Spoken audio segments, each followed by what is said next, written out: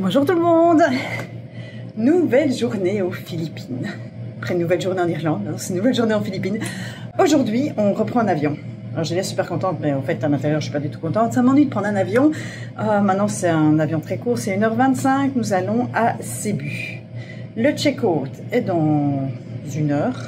2 heures, je ne sais pas, mais de toute façon il faut qu'on se dépêche pour l'avion. Benoît est parti nager une dernière fois avec les filles et moi je fais les bagages. Alors pendant que je fais les bagages, je me suis dit qu'il était temps que je vous parle de quelque chose, que ça allait, voilà, ça va être la minute fifi, c'est comme ça, de temps en temps j'en fais une, c'est la minute fifi.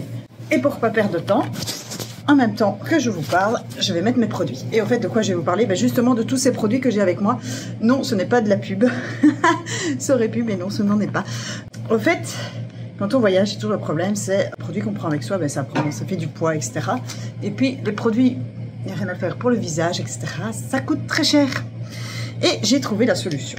Parce que moi j'adore cette marque, je ne sais pas si vous connaissez, Shiseido. C'est une marque japonaise, mais qui est relativement onéreuse.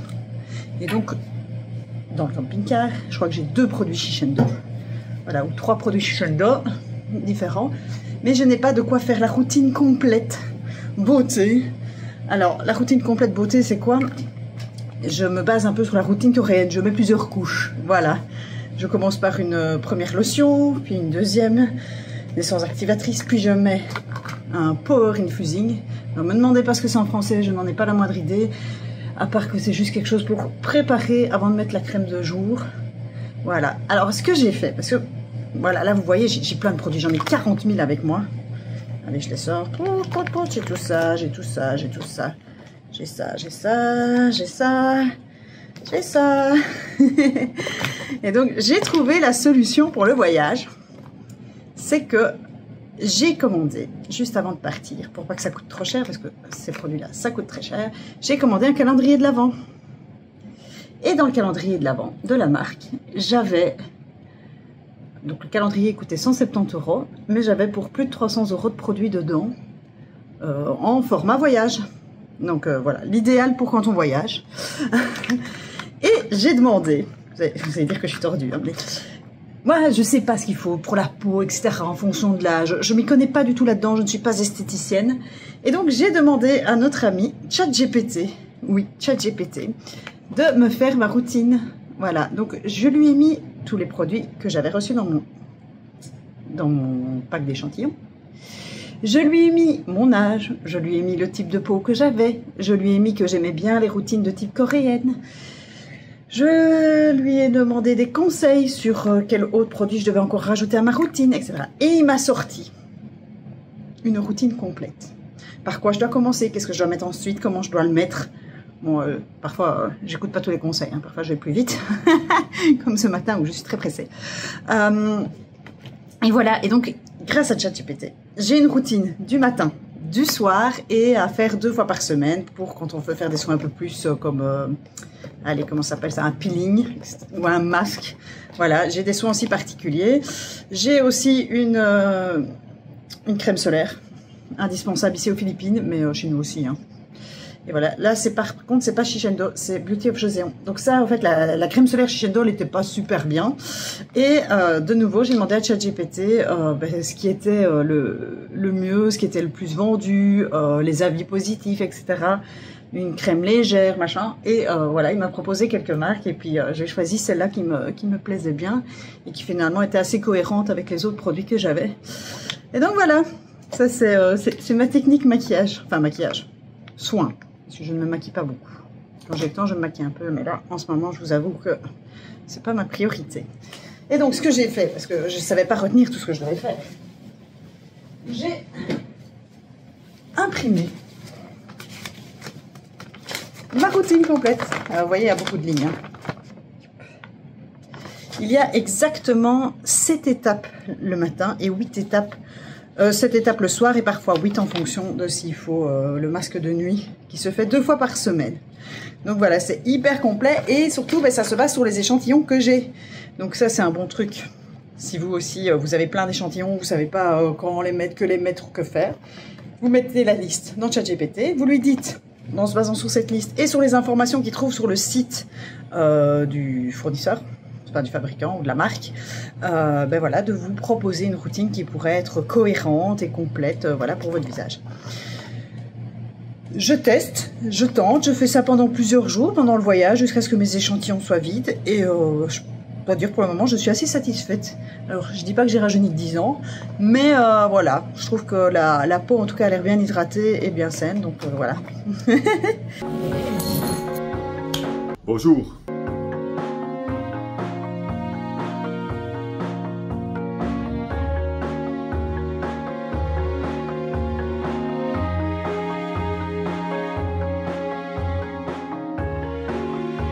À l'aéroport de Manille, nous prenons l'avion pour Cebu.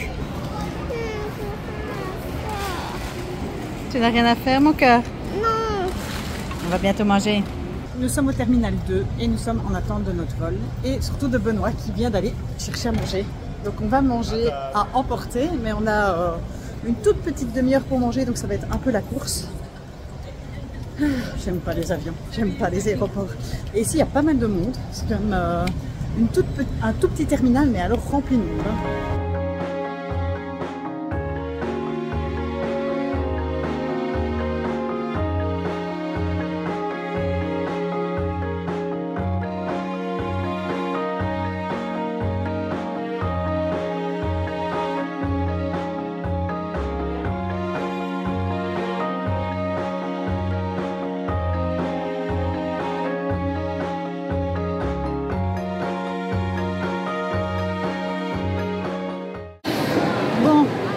Nous sommes dans la certitude complète parce qu'il y a une heure de départ, 12h55. On a reçu un SMS pour dire qu'il y avait un délai, donc un retard. C'était reporté à 14h30. En plus, on doit prévenir l'hôtel parce qu'ils ont prévu une navette pour venir nous chercher à l'aéroport. Et au fait, il n'y a pas d'info. Donc on ne sait pas. Là, on attend. Il n'est pas encore 12h55. Et à 12h55, on saura si on part ou s'il y a réellement un retard. Donc les informations qu'on reçoit via l'application de Air Asia ne sont pas les mêmes sur le panneau d'affichage. On patiente. C'est long. Je viens de prendre mon comprimé. Bientôt vous ne m'entendrez plus.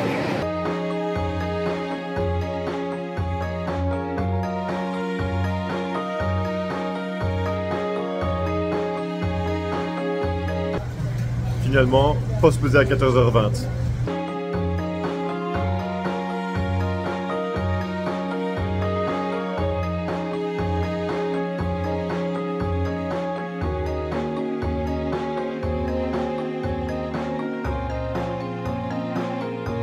À 14h10, on rentre dans l'avion. Place the mask over your nose and mouth with the headband tightly around your head and breathe normally. It is normal for the mask not to fully inflate after activation.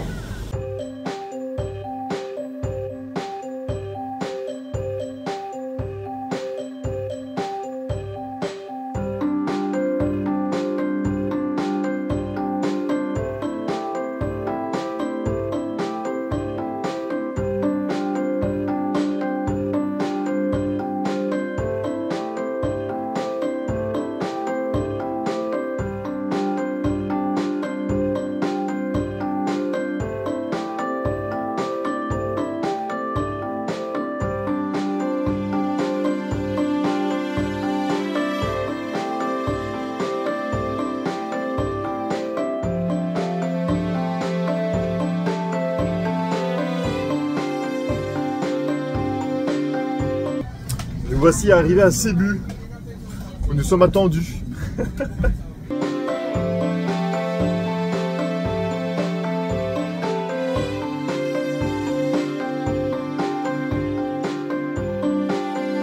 Par ce plan, je prouve que moi, je ne prends pas les escalators, je prends les escaliers parce que c'est bon pour la santé. Virginie, c'est honteux. Non. Nous sommes attendus parce que nous avons pris un hôtel où il y avait une navette qui était gratuite entre l'aéroport et l'hôtel. Et donc ça fait toujours plaisir. Un petit luxe. Et je pense que c'est la première fois que ça nous arrive. Qu'il y a un hôtel qui met gratuitement à disposition une navette pour nous. Elles sont déjà là? Les bagages sont déjà là. C'est la première fois que ça nous arrive aussi ça. Ça c'est la mienne, non? C'est trop beau pour être moi ça. Ouais, et là on a mis 3 notes. Ah ouais, toutes nos valises sont là.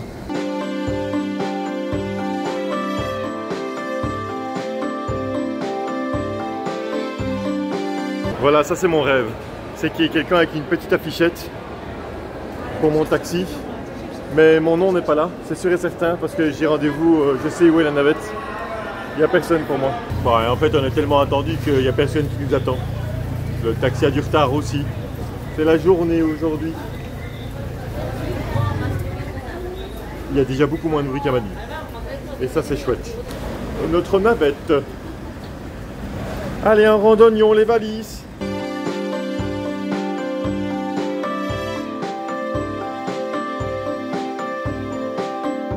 Je vous présente notre chambre du jour. Un instant que tout le monde apprécie. Oui, parce que vous avez la chance avec nous de faire des home tours tous les jours. Regardez, c'est immense. Waouh. Nous avons déjà une chose dans la chambre. Ah, Cette chose... ça bouge. Est-ce que Ça ça... bouge. Oui, ça bouge. C'est endormi. C'était endormi sur le micro-trajet qu'on a fait de l'aéroport jusqu'ici. Ah non, là, on est waouh. Ouais. Mais là, elle est réveillée. Hein. Elle fait semblant, elle boudine, mais elle est réveillée. Non, regardez l'espace de cette chambre. Franchement, elle est chouette. Un espace travail. Avec les mezzanines. Ah, pardon, excuse-nous. Excuse-moi, fais-moi une... Hauteur sous plafond, chouette. immense. Comme dans la maison précédente, enfin dans l'hôtel Moins de bruit que l'autre. À mon avis, il y aura moins de bruit. Quoique... Ah, c'est la clim qui fait du bruit. Un frigo. Ici, il n'y a pas d'eau chaude. Par contre, il y a une carafe pour remplir d'eau. Et là, on se dit que... de nouveau, on a bien fait de prendre nos co avec. Donc ici, c'est souvent, parfois, dans les hôtels, ils mettent de l'eau en bouteille. Là, c'est de l'eau en carafe. L'eau aux Philippines, je ne sais pas la contrôler. Donc, je préfère la filtrer. Ouais, c'est pour ça qu'on a pris les gourdes. J'avoue que je n'ai pas encore ouvert la salle de bain pour découvrir avec vous. Ça, nous découvrons ensemble, à l'image d'école. Une toilette. Et pas de salle de bain.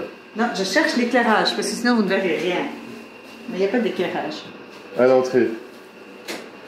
Ah. Voilà. Même style de salle de bain que de l'autre côté. Toilette typique avec le jet et le papier de toilette. Le fameux jet santé bonheur. Une salle de bain à l'italienne, avec son produit Head to Tooth Wash. Du pouce-mousse. De la tête aux orteils. Ah, head to tooth. Voilà, ça va pour tout. Voilà, ça change quand même des hôtels coréens où on avait de la lotion pour le visage, l'après-shampoing, le shampoing, le masque, le lait pour le corps. Et ici, c'est de la tête aux pieds. Il faut tout. Head to tout. Head to tout. Non, c'est head to tout. Head to tout. Head to tout. Head to tout. Et au-dessus, Head to tout. il y a un chouette lit. Ah ouais, là franchement, c'est... Ouais. Juste la clim qui fait un bruit de gueule. Ah mais il fait tellement beau par contre quand on arrive ici. La température est super agréable. Ils l'ont mis à mon avis à fond. Ouais, il faudrait que je la coupe après. Je donne des informations comptables un instant. Les informations comptables, combien avons-nous payé cette chambre aussi? Alors, on est sur du 8.6 booking. Et j'ai payé cette chambre 3500 pesos. Maintenant, je commence avec petit déjeuner. Avec petit déjeuner. Une chambre ou deux chambres? Deux chambres. Ah oui. Il faut toujours diviser par deux. Donc, 1100, c'est 17 €. 3000, ça nous fait 34, ça nous fait 50... je sais plus compter, 53 €. Plus la moitié, allez, 60 balles. Pour les deux chambres. Ouais, un peu plus, 63 ou 64 € quand même. Donc ça fait une trentaine d'euros la chambre. Trentaine d'euros la chambre. Pour 3 personnes. Pour 3 personnes. Pas mal, Ça hein. reste quand même beaucoup moins cher que chez nous. Alors on a déjà eu moins cher en Thaïlande. On a eu moins cher au Laos, mais les prix au Laos sont très très fort augmentés ces dernières années. Surtout depuis qu'il y a le train qui va vers la Chine. Donc je pense qu'au Laos maintenant on est tout à fait dans ces prix-là. Ouais. Thaïlande, il y a moyen de trouver encore des pas chers, mais ce sont les hôtels pour les travailleurs thaïlandais, comme on faisait à 500 bahts la nuit. En fait, l'erreur que je faisais avant, c'est qu'ici j'ai réservé pas mal d'hôtels déjà en avance et j'ai eu des bons hôtels au même prix que si j'avais réservé en dernière minute. Parfois, quand on est arrivé en Thaïlande la première fois, on faisait au coup par coup, de ville en ville, et je regardais le soir pour réserver le lendemain. Mais le problème, c'est qu'alors vous avez que les restes. Et dans les restes, parfois, c'est vous payer cher pour pas grand-chose. Là, je me suis dit, tiens, je vais regarder en amont déjà et je vais réserver 4-5 hôtels d'avance. Et on a toujours des chouettes hôtels pour un prix qui est normal. Oui, qui est raisonnable. Oui, c'est surtout en Corée, le fait d'avoir réservé à la dernière minute, parfois ça nous coûtait cher. Mais le problème, c'est que comme vous tombez sur des pépites comme ici, ben, vous avez déjà réservé le suivant. Oui, et donc si on a envie de rester plusieurs jours, on est bloqué. On est bloqué. On va repartir. c'est pour ça que j'ai réservé la moitié du mois, les 15 premiers jours, et que les 15 suivants, j'ai rien réservé. Comme ça, on va déjà faire pas mal pendant 15 jours ici, là, maintenant, et on va se dire, ah tiens, où est-ce que j'étais bien? Ouais, et ça nous permettra de retourner à un endroit ou aller faire autre chose. Ou aller faire autre chose, Voilà. de nous laisser une certaine latitude, de ne pas se retrouver bloqué, de se dire, ah non, pas possible. Ouais. Non, c'est bien de pouvoir avoir comme ça. Parfois, tout bloqué à l'avance, mais c'est un peu frustrant parce que si un endroit où vous plaisez vraiment bien, vous voulez retourner, ben, vous ne savez pas, ou rester plus longtemps. Voilà, c'est ennuyant. C'est bien comme ça. Réserver une partie et puis la possibilité de revenir parce que de toute façon, ben, on va reprendre un avion à un moment donné pour retourner sur Manille pour pouvoir après repartir. Et donc, on va quand même revenir sur Cebu. Donc, voilà, en fonction des hôtels qu'on aura préférés le long du chemin, on reviendra ou pas. Je vais couper la clim et puis je parle 2 secondes avec vous. Je voulais juste voir avec vous concernant l'itinéraire. En fait, les Philippines, c'est que des îles. Quand on est arrivé à Manille, normalement, il y avait des choses à faire dans le nord de l'île de Luzon. Mais vous l'avez vu comme nous, il y a des typhons, c'est la période des typhons. Il y a des problèmes de sécurité dans le nord de Manille. Plusieurs personnes se sont inquiétées pour nous à cause des typhons. Les typhons, au fait, le dernier typhon, il est déjà passé au-dessus des Philippines. Il a déjà traversé les Philippines, il est plus loin avant qu'on arrive, donc on n'a pas du tout vécu ce typhon. Et a priori, il n'y en a plus de prévu. Non. Nous sommes vraiment maintenant dans la bonne période pour venir aux Philippines. On est arrivé vraiment juste à la limite. À la frontière Voilà. entre les pluies tout le temps et le... Normalement, à partir de novembre, c'est bon. Ici, ils ont eu un typhon un peu plus tard sur la saison. Mais maintenant, c'est bon. Et aussi, ben, il y a quelques soucis de sécurité dans le nord, dans ces montagnes. Benoît voulait aller faire un trek dans les montagnes, dans les rizières. Je pense que ça aurait pu être très, très joli. Mais c'est beaucoup de bus pour y aller. Donc, les bus ici, ben, c'est pas toujours les plus agréables à supporter. Et aussi, ben, il y avait vraiment, sur certains sites d'ambassade, il était marqué que c'était une zone assez dangereuse où il pouvait y avoir des attaques sur touristes. Donc, on a toujours dit on prend pas de risque avec nos enfants et donc on a décidé, même si on avait déjà choisi nos vols pour arriver à Manille, de finalement ne pas aller vers le nord mais directement après descendre vers le sud. Ce qui veut dire qu'on est dans le sud. Là, en fait, si vous voulez, il y a une île principale qui est l'île de Luzon où il y a Manille et il y a un bassin d'îles après en dessous qui fait une sorte de coupole et on a décidé d'aller sur le milieu et de faire, on va aller d'île en île sur Cebu, Bol et les autres îles je connais pas, et il y a une autre île qui est connue qui est Palawan où il faut aussi prendre un avion qui est très touristique, donc beaucoup qui viennent aux Philippines vont à Palawan. Voilà, mais nous n'irons pas à Palawan. Nous n'irons pas à Palawan pour une première raison, c'est qu'à Palawan, il y a toujours un risque de malaria. Et donc, on a des médicaments avec nous, mais peut-être pas pour soigner toute une famille. On a des médicaments quand il y en a un qui tombe malade, plutôt en curatif qu'en préventif. Et il faut savoir que quand on va dans une zone où il y a malaria, le médicament, il faut le prendre 2 jours auparavant, pendant tout le temps qu'on y est, jusqu'à 7 jours après. À 6, ça fait beaucoup de comprimés à devoir prendre avec soi et on n'a pas cette quantité-là. On en a déjà une bonne quantité au cas où il y en a un qui tomberait malade après la malaria. Il faut savoir que j'ai vu à l'aéroport, il y a des tests qu'on peut acheter soi-même, des distributeurs de tests pour la dengue, la malaria et toute une série de maladies comme ça. Nous, on s'est dit, on prend pas de risque, on va pas à Palawan. Pour ça, et aussi parce que c'est beaucoup plus touristique. Et nous, c'est pas parce que c'est touristique qu'on a envie spécialement d'y aller. Donc, voilà. Et le but aussi, rappelez-vous, on est là pour beaucoup travailler avec les filles. Il faut qu'elles préparent leurs examens. Le premier examen est en février pour Olivia. Si on bouge tout le temps, parce que évidemment, prendre à nouveau un avion, aller jusqu'à Palawan, faire lire, revenir, reprendre un autre avion. Mais tout ça, ça fait des journées un peu perdues. Vous l'avez vu aujourd'hui, on était censé arriver beaucoup plus tôt. Le vol a été retardé. Ben là, il est 4h49. On a clairement perdu notre journée. Oui, on a fait ce sont des journées aéroport, c'est journées perdues. Journée perdue et où les filles peuvent pas travailler parce que dans un aéroport, laisser tomber de travailler. Et en plus, là maintenant, on n'est pas du tout à l'endroit où on doit être. C'est en fait demain, on doit prendre un van qui nous descend dans l'île de Cebu. Donc Cebu, c'est une île. On a Cebu City là maintenant où il y a pas grand chose à voir. Alors, c'est une ville qui se visite plus que Manille, en tout voilà. cas.